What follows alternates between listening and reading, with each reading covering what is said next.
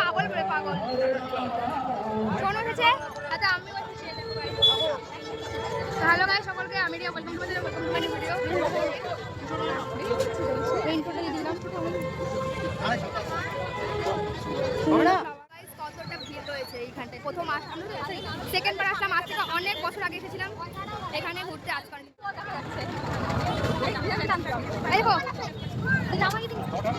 এখানে তো ফুলের বাগান, পশা বাগান। আমরা যে দোকানকে পশা বলেছিলাম সেই দোকান থেকে জিনিস নিয়েছে। দেখো আমি দুটো নিয়েছি, মাসি দুটো নিয়েছে, দিদি দেখা তিনটা নিয়েছে, আর ও দুটো নিয়েছে।